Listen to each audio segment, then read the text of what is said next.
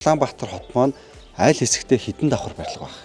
Хот гэдэг өөрөө бүтнээрээ дизайн, урлын асуудал байна, үзмжийн, эргономикийн асуудал, архитектор төлөвлөлтийн асуудал. Тэргүүрээ хотыг бол бүтэн хэсэгдсэн төлгөөр хийж хотын аль хэсэгтээ ямар үйлчлэгээний төв, орон сууц, үйлдвэржилт, барилгын давхарчдыг нарийн гаргаж ирдэг. Энэ төлөвлөлтийн дагуу ирээдүйд Агийн даалгавар гэдэг зүйлийг бол төлөвлөлтийн дагуу иргэдэд шууд өгдөг юм системлүүд шилжин. Энэ төлөвлөлтийн дагуу Улаанбаатар хотын орон сууцжуулах хэсгийн төлөвлөлтүүд бол одоо 32-35 хүртэл нэлээд нарийн гарцсан байна. Тэгэхээр дахин төлөвлөлтөнд орж байгаа хэсгүүдтэй бол биднээс эцсийн зорилго Улаанбаатар хотыг орон сууцжуул, орчин үеийн нийтийн дэд үтцэд иргэн хүн сайхан амьдрах.